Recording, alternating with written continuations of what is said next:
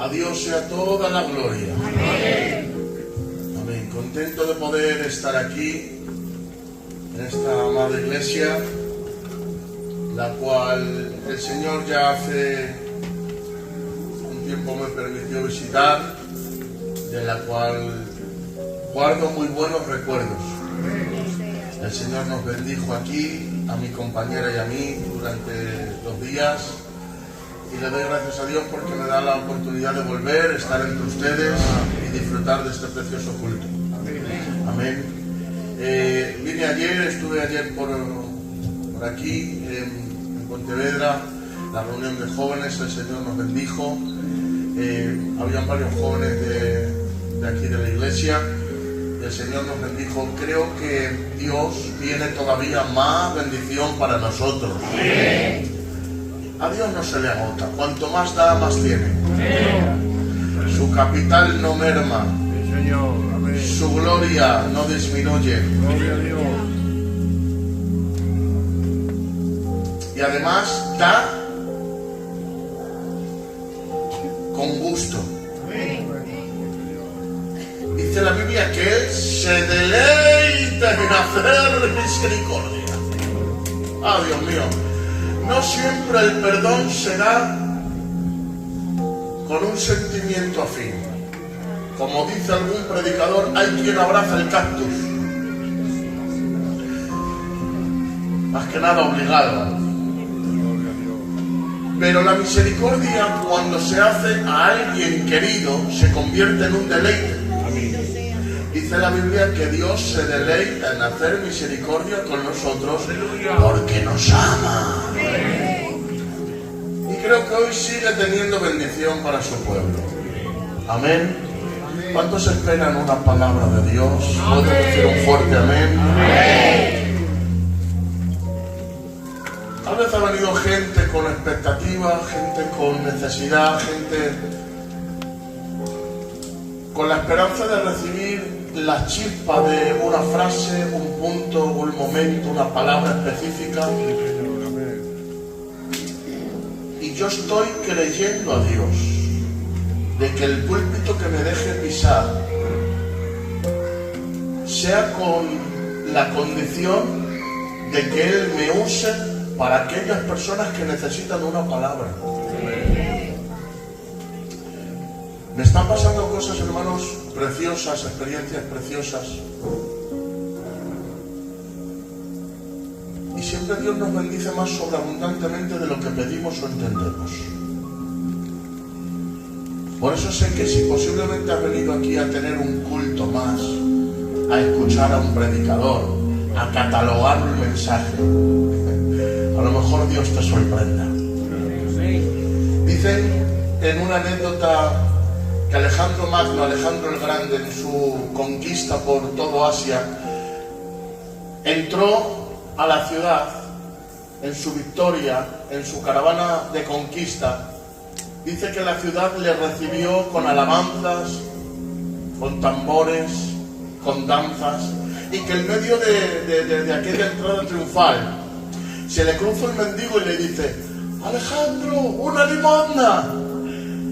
Le pareció tan curioso a Alejandro que paró toda la música, las danzas, paró la entrada triunfal, el paso de los caballos y dijo: traedme a ese mendigo. A lo que todo el mundo se queda sorprendido del gesto. Alejandro Magno recibe al mendigo y le dice: ¿qué quieres? Y dice: no, solo quiero una limosna. Alejandro se le queda mirando y dice: hoy no vas a recibir una limosna, te voy a dar una ciudad. El mendigo se queda pasmado y sobrepasado, dice: no, yo solo quiero una limosna. Y Alejandro dice: bueno, tú pides como lo que eres y yo doy como lo que soy. Y es que, señores, a veces venimos con expectativas muy bajas, pero Él es un Dios muy grande. Tengo palabra de Dios. Amén. Vamos a leer en Apocalipsis capítulo 1, versículo 8. Cuando termine, quiero que le rindamos un aplauso a la palabra de Dios. Dice así, Apocalipsis capítulo 1, versículo versículo 8. Yo soy el alfa y la omega, principio y fin, dice el Señor, el que es, el que era y el que ha de venir, el Todopoderoso. ¡Dale un aplauso fuerte! ¡A Él sea toda la gloria y la alabanza! ¡Aleluya! Amén. Hay un ambiente precioso. Me encanta la atención, el hambre con el que escucháis, y yo sé que sois una iglesia que os gusta la palabra, que pilláis los detalles rápido. Así que quiero comenzar en forma de introducción, y antes de entrar en el marco textual, quiero comenzar en forma de introducción diciéndote algo sumamente importante. Ya, yo soy joven, pero bueno, ya tengo 40, ya tengo así la barba un poquito blanca, y de vez en cuando alguno me llama tío. Algún jovencico con 14 o 15 años ya me llama tío. Si me pidiera un consejo hoy a algún joven, en la poca experiencia que tengo, el mejor consejo que le podría dar sería el siguiente: deja que Dios sea Dios. Y aunque parece evidente, aunque se puede dar por sentado, no es tan fácil. Vivimos en una generación en la que posiblemente la figura de Dios se haya rebajado tanto que posiblemente se haya hecho de Dios una especie de Papá Noel sentado en un sillón con una barba blanca hasta el pecho, esperando a conceder todas las peticiones de nuestro corazón. Hemos rebajado la figura de Dios a una especie de socio de nuestros planes, de trampolín de nuestros sueños, a una especie de máquina expendedora a la que le podemos echar 2 euros de oración para conseguir lo que queremos. Algunos creyentes no tienen a Dios como el volante que conduce su vida, sino como la rueda de repuesto que utilizan en caso de emergencia.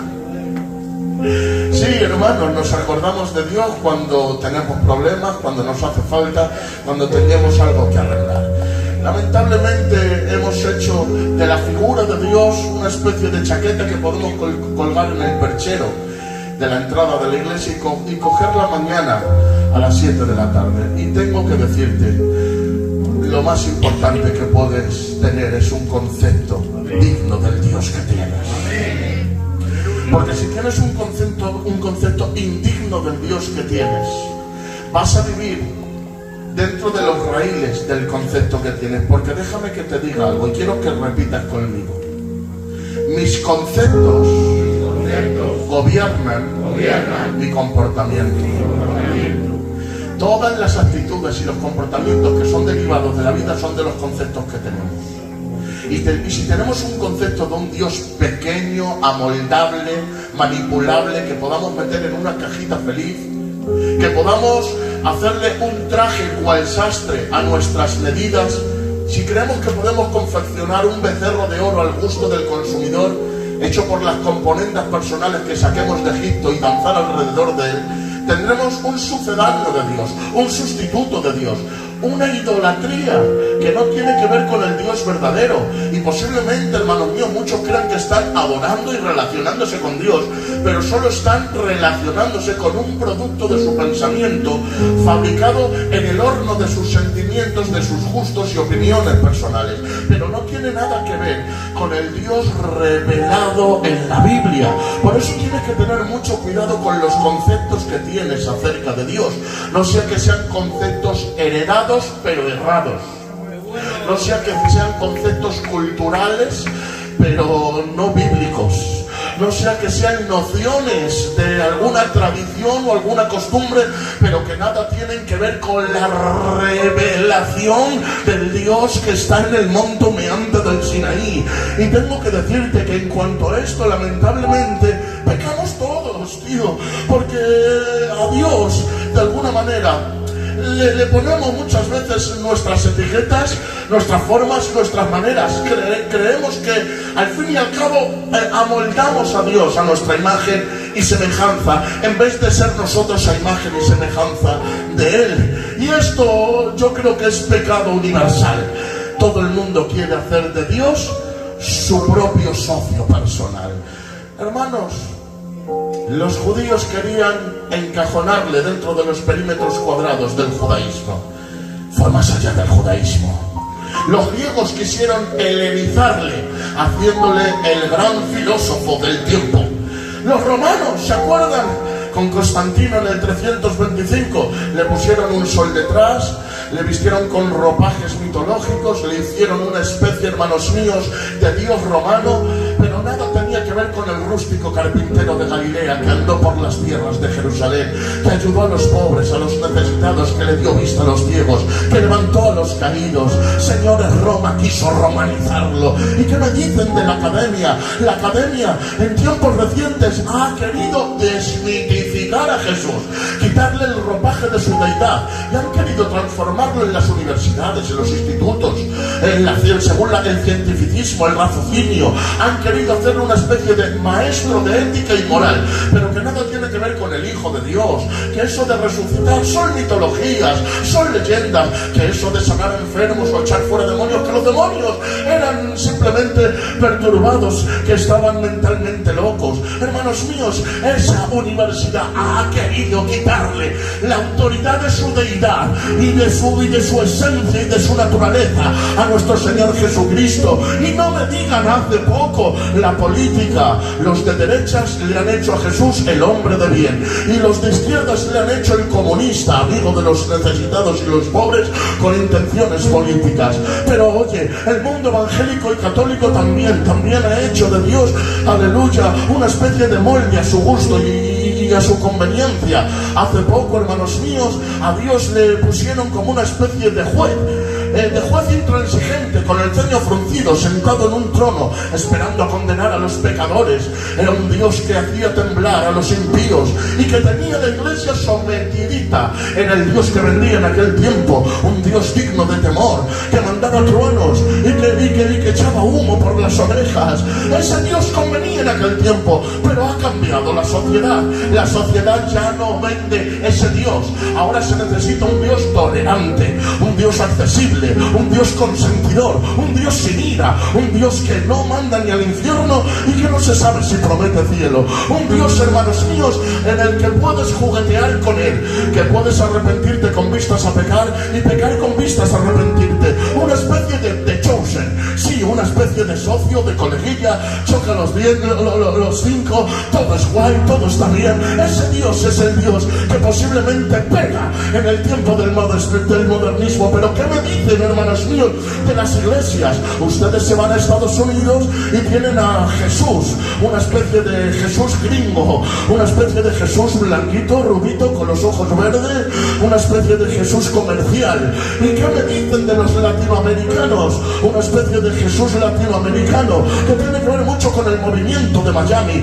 con las luces, hermanos míos, con el humo, con el escenario, con la plataforma, con el show. ¿Y qué me dicen de Alemania? Alemania, hermanos míos, no. Alemania han dicho no creemos en los dones, no creemos en lo sobrenatural, no creemos en el poder del Espíritu. Jesús es serio, no habla en lenguas, no hace milagros. Jesús es simplemente un señor serio que se cruza de patas, que tiene las gafas tal vez aquí a media asta y que lee mucho la Biblia. Es un Jesús más bien intelectual, razonable, coherente. Ese es el Dios de Alemania, pero no lo hemos traído al pentecostalismo y no lo hemos traído aquí a España. Y señores, en el pentecostalismo es el Jesús del trueno, el Jesús de los fuegos artificiales, el Jesús de los aitos, el Jesús de las caídas. Y me vais a perdonar también, pero también los calós hemos cogido a Jesús, le hemos sentado una sillica, le hemos puesto un pañuelo de lunares, le hemos puesto un sombrerico, le hemos puesto una cachava y hemos dicho que Jesús es gitano. Déjame que te lo diga, Jesús no es gitano, Jesús no es mago, Jesús no es de Filadelfia, no te sabías de Dios, no es dominicano, no es español, no es bautista, no es pentecostal. Él es Dios sobre todas las cosas. Él es el yo soy.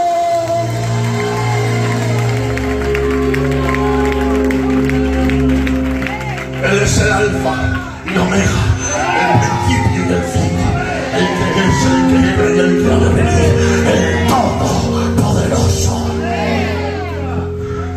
No hay nadie como él. está en otra categoría. No podemos asemejarle a nada de esta tierra, señores. Las máquinas pueden llegar hasta el fondo del océano o cruzar los espacios y llegar hasta Marte, pero no hay una máquina que haya podido llegar hasta Dios.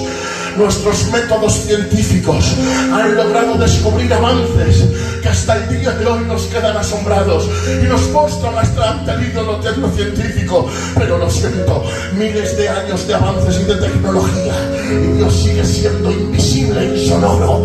No le da la gana a Dios someterse a la silla de cirugía del razonamiento humano. No le da la gana a Dios meterse en un tubo de ensayo para que experimenten con él. Lo único que no pueden copiar los chinos es a Dios, porque Dios es único, está en otra categoría. Él es santo, admirable, consejero, Dios fuerte, todopoderoso. Amén. Amén. Y posiblemente te has hecho una imagen de Dios que no tiene nada que ver con él. Y es muy importante el concepto que tengas de Dios. Porque si tienes el concepto de Dios errado, indigno de su persona y de su ser, como he dicho, tus conceptos gobiernan tu comportamiento. Amén. ¿Puedo hablar con libertad? Amén.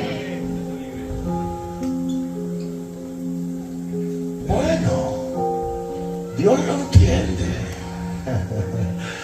Él sabe que tengo necesidad y que lo tengo que hacer. Al fin y al cabo, todo el mundo lo hace.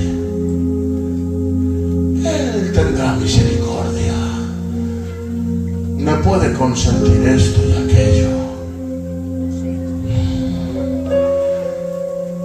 Si hay algo peor que pecar, es convertir a Dios en cómplice de tus pecados. Y creer que Él al fin y al cabo va a hacer la vista gorda y va a mirar para otro lado y va a decir: peca, que ahora no miro. Tranquilo, no voy a decir nada, voy a guardar silencio, no voy ni siquiera a molestarte. Gloria a Dios. Dice la Biblia en Salmo 53: hicisteis todas estas cosas y pensasteis que por guardar silencio yo era como vosotros. Pero de cierto me levantaré y os reprenderé y mostraré vuestras obras y seréis castigados. Porque el silencio de Dios no es asentimiento.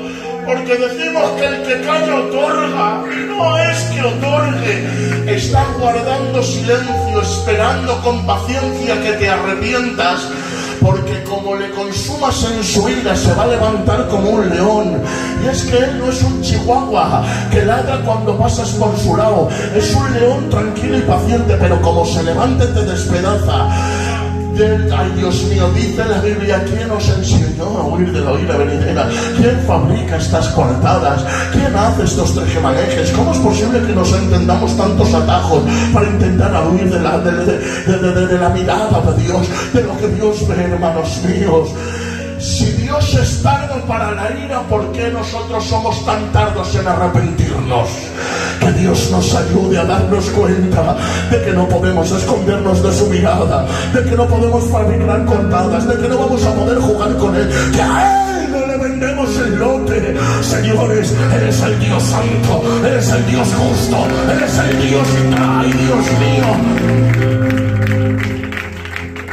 Por eso, un mal concepto de Dios puede hacer que abrigue pecados que creo que Dios consiente.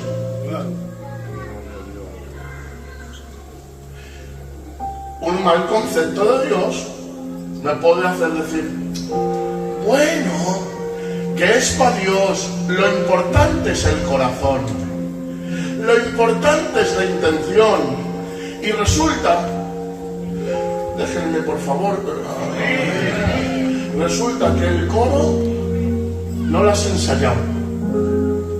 Resulta que la música ha salido como sea. Ha venido media hora más tarde. Que nada, no es para Dios. El sermón, bueno, si te sale bien, pues si te sale bien. Que no, pues predica de Rocky 1, Rocky 2, Rocky 3, Rocky 4.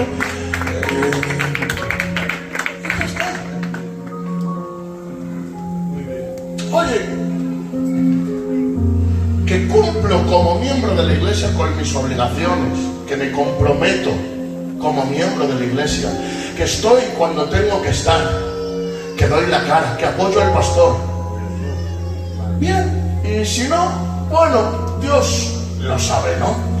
Al fin y al cabo, lo que hacemos es para Dios, poco o mucho.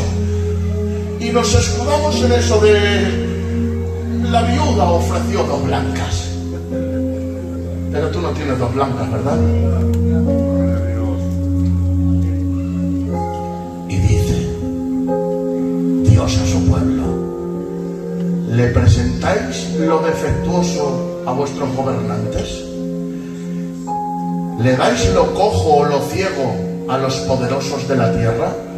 ¿Os presentaréis con harapo delante de los emperadores y los césares?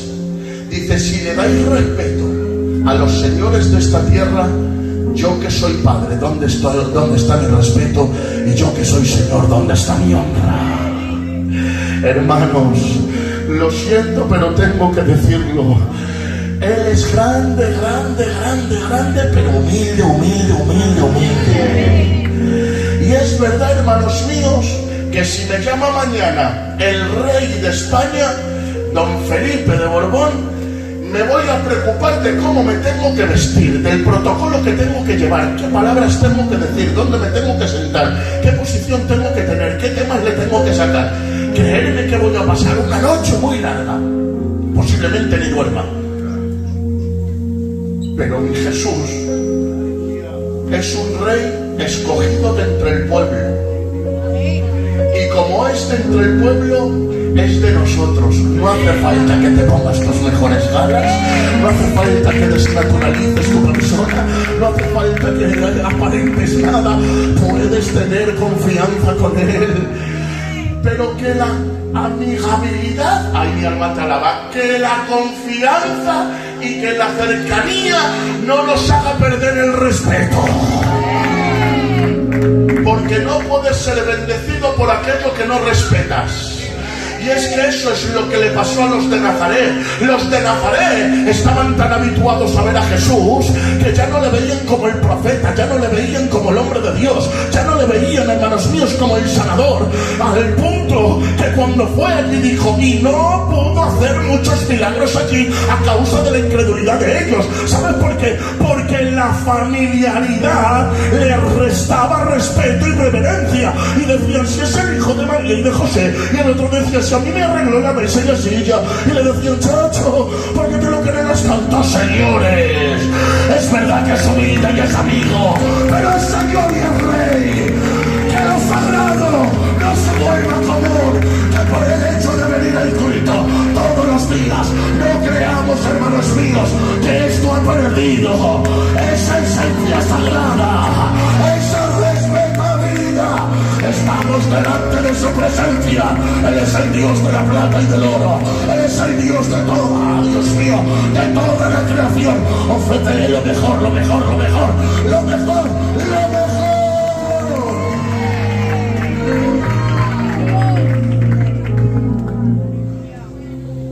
Pero, chacho, que yo ya le conozco, que llevo muchos años, que me he estudiado toda la Biblia, que he estado a los pies de los mejores maestros. Ay, José, ¿qué nos vas a enseñar tú? ¿O qué va a venir otro predicador a enseñarnos? Si ya lo sé yo. Posiblemente yo no te pueda aprender nada ni enseñar nada.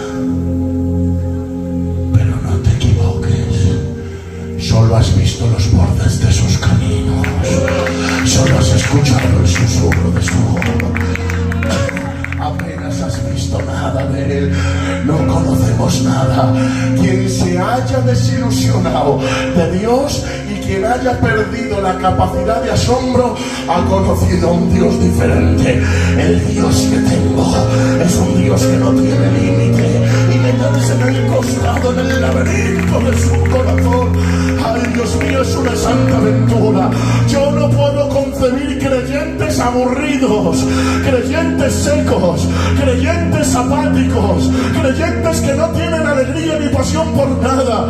Un creyente aburrido, un cristiano aburrido, es una paradoja, es una contradicción, es un sinsentido, es una Coca-Cola sin gas, es un cocido sin sal, es un partido sin goles, es una peli sin acción.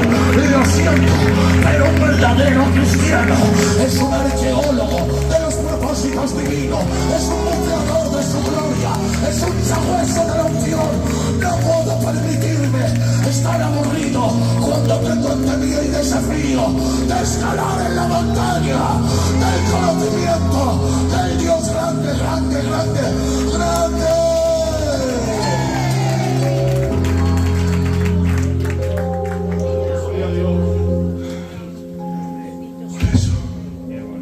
Pablo decía: por esta causa doblo mis rodillas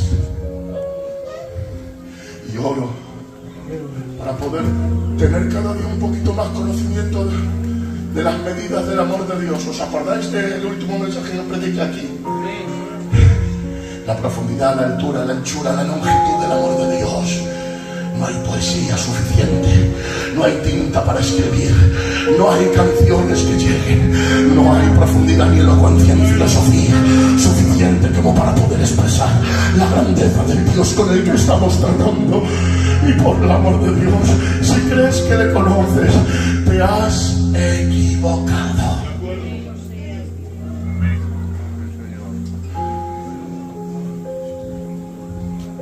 Yo me la estoy gozando. ¿Estáis bien? Amén. Me encanta Dios. Porque algunos creían que le conocían demasiado. Y el que no solo limita a Dios por incredulidad, sino porque se figura lo que es capaz de hacer, porque puedes pecar por las dos cosas: por limitarle y por creer hasta dónde puede llegar.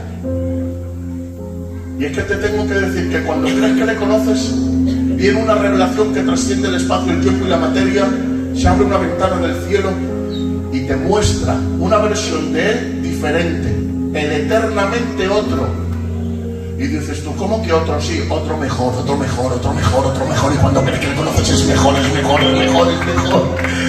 Hay gente que cuando más le conoces, más te decepcionas. Son como las cebollas, tienen un montón de capas y cada capa que le quitas te hace llorar más, te hace llorar más, te hace llorar más. Pero el Señor no. El Señor es como una mina de oro que cuanto más profundiza, más oro saca, más oro saca, más oro saca, más oro saca.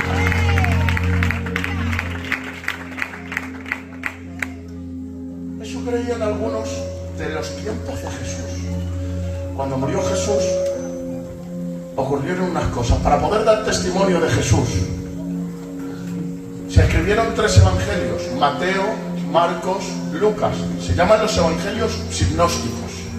¿Por qué se llaman los evangelios sinópticos?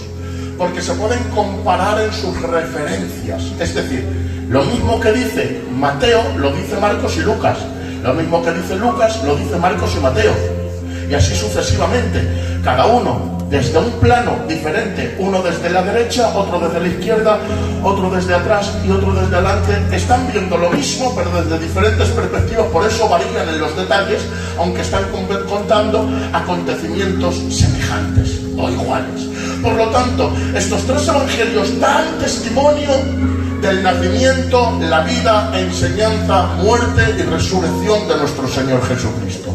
Ahora bien, se establecía que para dar vericidad a un testimonio se necesitaban 3 testigos. De ahí los evangelios sinópticos son 3: Mateo, Marcos y Lucas, dando testimonio acerca de la vida del Señor Jesucristo. Estos evangelios, atención, Se escribieron entre el 55 y el 65 después de Cristo. Quiere decir, hermanos míos, que eran testimonio suficiente como para saber de quién fue Jesús de Nazaret. Amén. Ahora, pasa. Resulta que en el transcurso de la historia se meten dentro de las iglesias unos herejes que empiezan a enseñar una falsa doctrina. Estos herejes se llamaban docetistas o agnósticos. Venían de la escuela neoplatonista y ellos creían básicamente que la materia es mala y que la inmateria, lo espiritual, lo inmaterial, es bueno. Por lo tanto, al venir con esas doctrinas neoplatonistas, ellos se convirtieron, pero no abandonaron sus antiguas creencias. Entonces terminaron por alterar la esencia de la doctrina cristológica y empezaron a enseñar que Cristo no vino en carne, que Cristo no fue 100% humano, que Cristo no se hizo materia, que Él no andó entre los hombres, que Él no sufrió sus dolores. Por lo tanto, ellos enseñaron que Jesús fue una especie de emanación de Dios que se aparecía como un espíritu, un fantasma, un espectro que flotaba y que los demás lo vieron, pero no era materia. ¿Por qué? Porque la materia es mala. Y negaron una doctrina central, fundamental, básica de la palabra de Dios, que Jesucristo se hizo hombre. La doctrina de la unión hipostática. Jesús tomó cuerpo humano y era 100% Dios y 100% hombre. Esa doctrina la creemos, hermanos míos. Por eso esta secta agnóstica empezó a ganar adeptos, discípulos. Entonces los cristianos con sana doctrina, después de todos estos años, dijeron: para poder contrarrestar la toxicidad de este veneno que está corriendo por el cuerpo, necesitamos el testimonio de otro hombre que hubiera andado con Él, que hubiera escuchado sus suspiros, que hubiera escuchado el latido de su corazón, que hubiera palpado su carne, que hubiera estado alrededor de Él. Pedro ha muerto crucificado boca abajo. Jacobo le han decapitado. Andrés ha muerto martirizado también. Felipe le han aserrado por medio. Todos los apóstoles murieron. Para aquel entonces, en el siglo I, más o menos a los 100 años después de Cristo, 40 años después de los 3 evangelios sinópticos, llaman a Juan y le dicen: aunque ya hay 3, necesitamos también tu testimonio. Pero el evangelio que escribe Juan ya no es igual que los 3, por eso no se le llama evangelio sinóptico. Este evangelio es diferente en su estructura, en su forma, en su contenido. Ya no empieza ni termina igual que los demás, ya no narra los mismos acontecimientos. Por eso no es gnóstico. Ahora Juan escribe con otro propósito, con otro plan y con otro proyecto, porque le cogieron y le dijeron: mira, Juan, se han metido estos loquicos dentro de las iglesias, están hablando de que Jesús no fue humano y no anduvo entre nosotros. ¿Qué te parece? Que eres el último apóstol, el último discípulo que nos queda. Si nos escribes un evangelio y les dices a todos esto, ¿quién era de verdad Jesús? Y para contrarrestar la doctrina y la falsa doctrina de estos agnósticos, dinos si de verdad Él era Dios hecho carne. Y por eso dice Juan: acepto el desafío. Y después de 40 años escribe el 4º evangelio y escribe 21 capítulos que van a narrar quién es Jesús, Dios hecho carne. Y comienza diciendo en el capítulo 1: en el principio era el verbo era con Dios, y el verbo era Dios. Y en el versículo 14: y el verbo se hizo carne y anduvo entre nosotros, y vimos su gloria como la del unigénito del Padre. Lo que vieron nuestros ojos, lo que escucharon nuestros oídos, lo que palmaron nuestras manos, eso es lo que os decimos. miró al agua de las tinajas y el agua pálida, al verle a él, se sonrojó y se convirtió en vino. En el capítulo 3 le dijo al maestro Nicodemo: te es necesario nacer de nuevo para ver el reino de los cielos. En el capítulo 4 le dijo a la samaritana que tenía que beber del agua que salta para vida eterna. Ay, Dios mío, para ser una verdadera adoradora. En el capítulo 5 sale un paralítico que llevaba 38 años tirado en la camilla. En el capítulo 6 se paró en medio de la gran fiesta y dijo: yo soy el pan de vida. En el capítulo 7 le dijo a los cansados: peregrinos, yo soy el agua de vida, todo el que tenga sed, venga a mí y beba. En el capítulo 8 le perdonó los pecados a la mujer que se sorprendida en pecado. En el 9 le dio la vista a un ciego de nacimiento. En el 10 dijo: yo soy la puerta, yo soy el buen pastor, yo soy el Dios mío, la vida abundante. En el 11 le cogió a Marta y le dijo: Marta, no te he dicho que si crees verás la gloria de Dios. Yo soy la resurrección y la vida, y todo el que cree en mí, aunque está muerto, vivirá.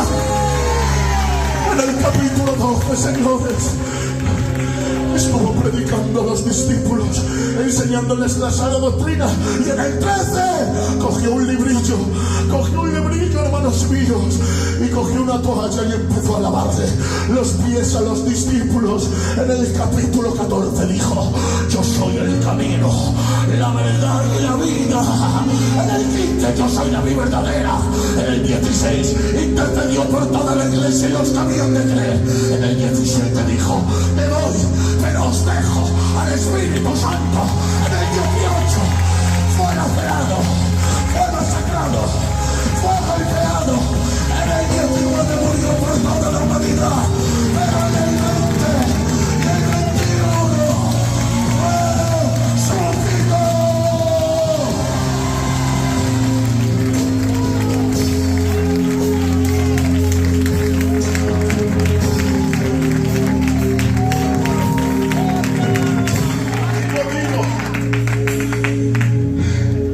Ya cayó boca, Juan. Qué teología, qué tratado acerca de quién era Dios hecho carne. Nos mostró evidencias suficientes de cómo era Él. El que escuchó los latidos de su corazón, el que conocía sus suspiros, el discípulo amado. Posteriormente, los padres apostólicos, es decir, los discípulos de los discípulos, los padres primitivos, Policarpo, Clemente, Ireneo de Lyon, escribieron acerca de los 4 evangelios y los compararon, es una interpretación que hacen ellos, a los 4 seres vivientes del Apocalipsis. Gloria a Dios. ¿Por qué? Porque los 4 seres vivientes son un león, semejanza a león, semejanza a hombre, semejanza a becerro y semejante a águila. Ellos dijeron: el evangelio de Mateo es el ser viviente semejante a un león, porque Mateo habla del león de la tribu de Judá. Y el evangelio de Marcos es el segundo ser viviente semejante a un hombre, porque Marcos habla del Hijo del Hombre. Y el tercer ser viviente es Lucas, porque el tercer ser viviente es un becerro. Y sí, Lucas habla del cordero inmolado que quita el pecado del mundo. Pero el cuarto. Los padres de la iglesia dijeron que el cuarto evangelio era el de Juan. Y ellos interpretaron que el águila es el único animal capaz de cerrar su primer párpado, porque tienen 2 párpados. El primero, aunque lo cierren para proteger sus ojos, siguen viendo. Por lo tanto, el águila es el único animal que puede volar hacia el sol sin deslumbrarse. Y Juan fue el único que voló hacia Jesús y logró contemplarle sin deslumbrarse. Y digo yo, es muy bonito y puede caber dentro de la doctrina. Pero no estoy muy de acuerdo en que no se deslumbrara Juan. ¿Por qué, José? Porque, señores, aunque Juan hizo un tratado impresionante, aunque nos dio rasgos de Jesús increíbles, aunque mostró los latidos del corazón de Jesús, aunque profundizó en su persona, aunque nos reveló misterios insondables, cuando era viejo, ancianico, y estaba en la isla de Patmos y peinaba canas y su cuerpo estaba encorvado, solico por predicar la palabra de Dios preso en medio de aquella isla, él creía que había terminado su carrera, él creía que había terminado todo, él creía que no tenía que escribir más, pero cuando creía que había terminado, escuchó una voz como de trueno, como de 1000 trompetas que dice: ¡Juan! Y Juan se da la vuelta y dice: ¿quién es este? Se da la vuelta y dice: y vi sus ojos como de fuego, a la perfección colocados, su cabello como de oro, sus manos enlazadas en anillos de oro brillante, sus piernas como columna de mármol en vasos de oro, en su mano había un candelabro y en su otra mano 7 estrellas, y atención, el águila por primera vez se deslumbra y dice: y cuando la vi era más resplandeciente que la luz del sol, y caí como muerto. No hay quien pueda con él, él es el más grande, él es el más poderoso, él siempre nos sorprende.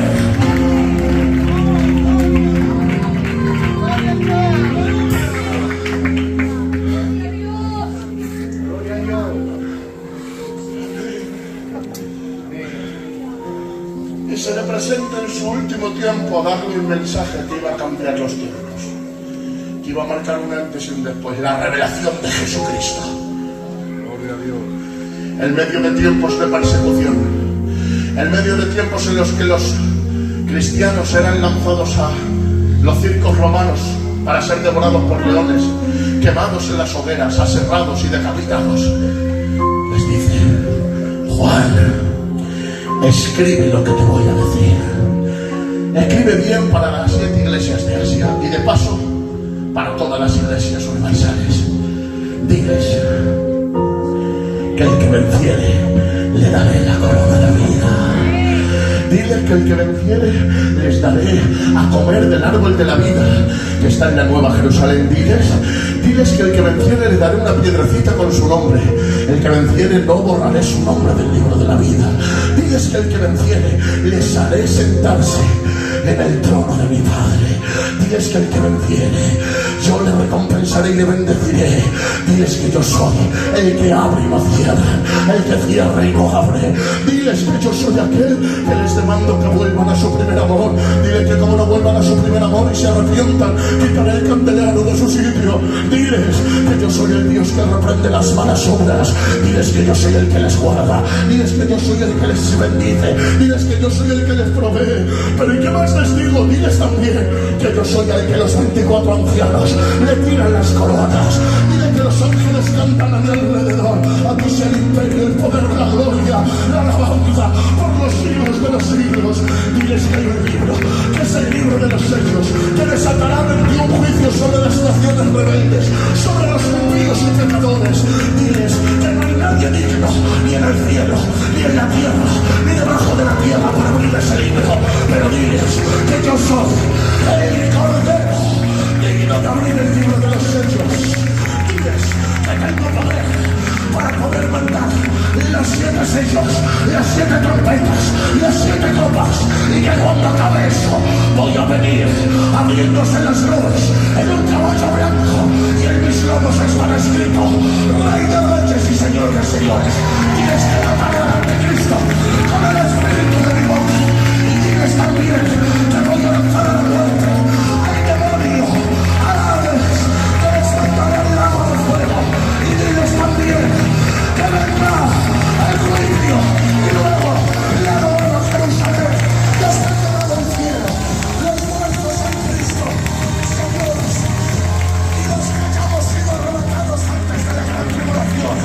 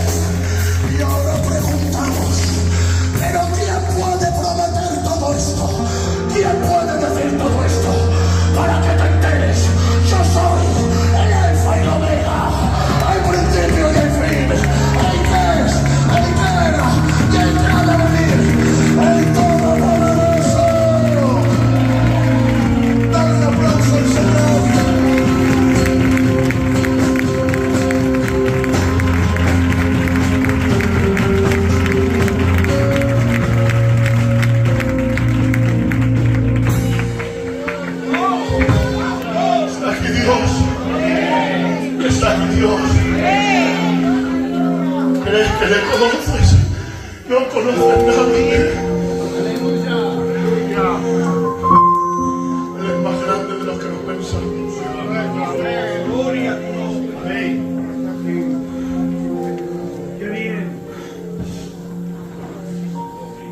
Juan, creías que le habías descrito completamente y te olvidabas de que nunca podemos encajonarle, limitarle ni cuestionarle. Él siempre es más.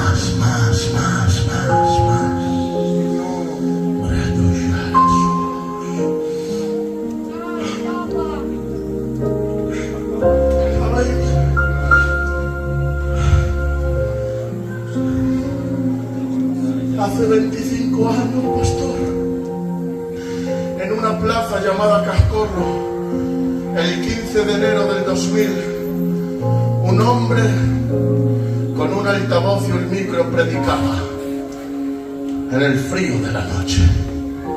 Mientras 3 jóvenes estábamos pasando el rato en la calle, nos acerquemos a ver qué decía este hombre, ¿verdad? Predicaba de Cristo. Cuando nos quisimos dar cuenta, hizo un llamado. Y mis amigos dijeron, oye, vamos a aceptar. Y yo, sí, en serio. Y dijeron, sí, vamos. Bueno, fueron mis amigos. Yo también fui. Y mis amigos repitieron una oración. Bueno, yo también la repetí. A los días, mis amigos dijeron, oye, ya que hemos aceptado al Señor, vamos a bajar al cultico. La verdad no tenía ganas, pero bueno, mis amigos bajaron y yo también bajé. Y oye, un candidato, Antonio El Bola, hoy es obrero, se dio cuenta de que había unos jovencicos nuevos que estaban bajando. Nos empezó a hacer oraciones, Dani. Y resulta que mis amigos bajaban a las oraciones. Y yo también bajaba. Y en las oraciones mis amigos inclinaban su cabeza y oraban. Y yo dije, pues yo también. Y veía que mis amigos levantaban las manos y yo dije. Y de momento empezaron mi amigo el Dani a quebrantarse y a llorar. Y el Jesús, mi cuñado, empezaba a hablar en lenguas, y otro amigo mío era quebrantado y estaba postrado y empezaba a sentir a Dios, y yo veía que a otro le había cambiado la cara y tenía una paz impresionante, a otro le había cambiado la forma de ser, y yo veía que ellos tuvieron un encuentro con el Señor, y yo dije, ay, yo también quiero. ¿Y sabéis lo que hice? Me puse a orar con intensidad, con pasión, con ganas, con fuerza. Y dije, quiero sentirte, si eres real, quiero sentirte. ¿Y sabéis lo que pasó? No pasó nada. Y yo dije, yo qué raro. Otro día, Señor, yo quiero hablar lenguas. Venga, quiero hablar lenguas. Y ni bebé, ni babá, ni nada. Y vio un día, y otro día, y yo dije, algo pasa. Por aquellas teníamos relación con Enlace TVN. Estábamos muy relacionados con ellos, y por aquellas venía un evangelista que le llamaban Claudio Freyson, que es uno que vino en el 86, que hacía así con la chaqueta y caían 50 personas de golpe. Tenía fama y dijimos, vamos a verle.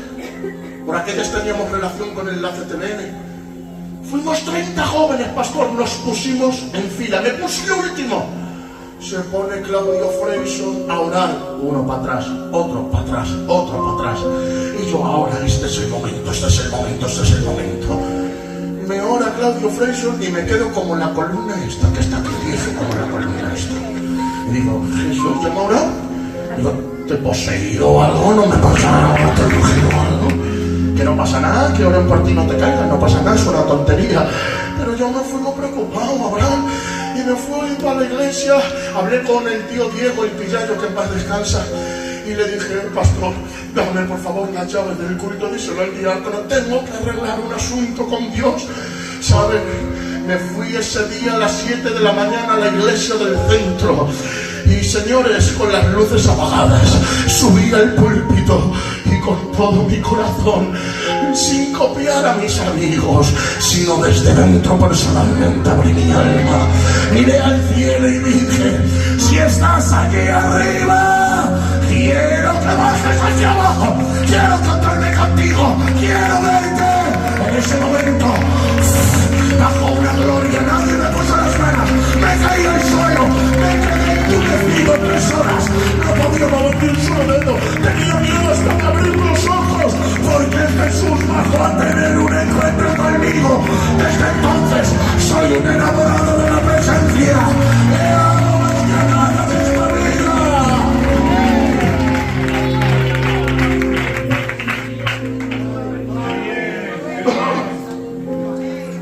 ¿Y sabéis lo que entendí?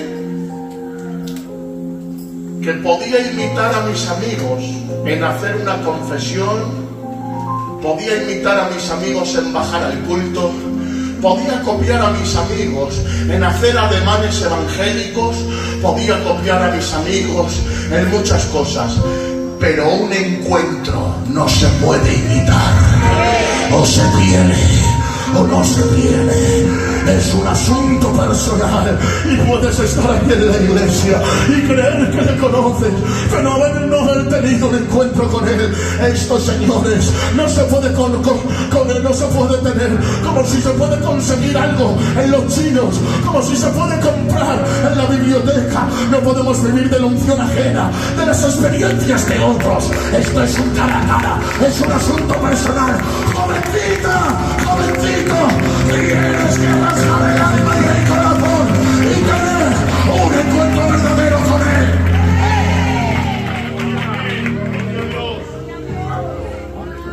Gloria a Dios. Yo ya termino, pero tengo esta palabra para ti. ¿Le conoces de verdad?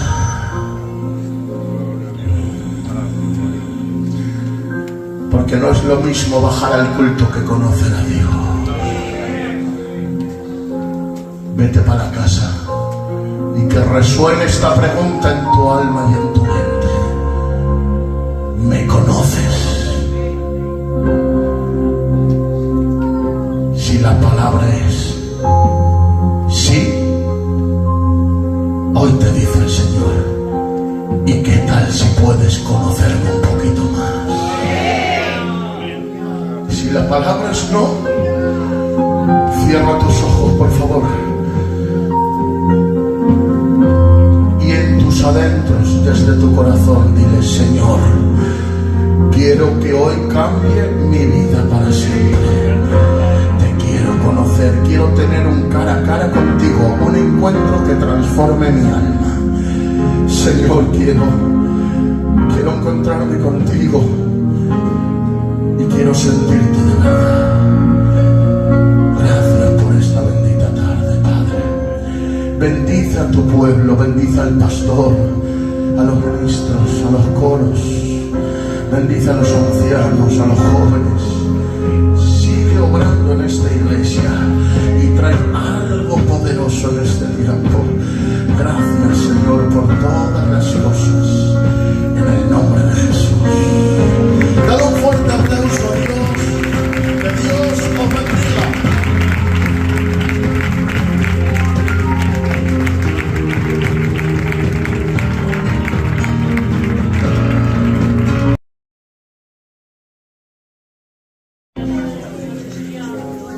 ¿Estás bien?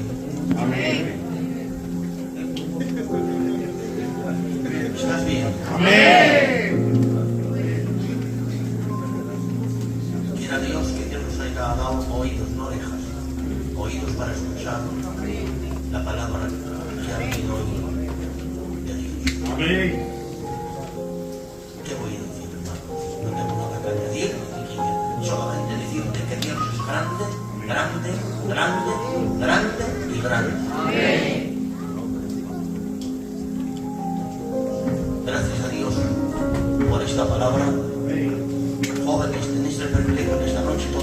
siquiera de tener una reunión con el hermano.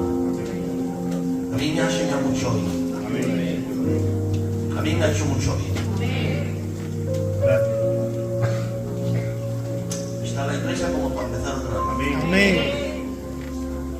¿No crees que necesitas ese toque especial de Dios? Amén. Iglesia de Nueva Luz, los que nos visitan hoy, ¿qué os parece si hay un cambio en toda nuestra vida? Hay una mejora, hay un renuevo, para mirar las cosas desde otro ángulo y desde otra forma, para que sea el que nos conduce, sea el que nos lleve y sea el que nos transforme. Yo no sé tú, pero yo me he gozado mucho. Te ha llenado el Señor. Amén. Has disfrutado con la palabra. Amén. Que Dios bendiga mucho, mucho al José. Amén. Que Dios lo siga usando como lo ha usado en esta tarde, donde quiera que vaya. Amén. Vamos a ponernos de pie.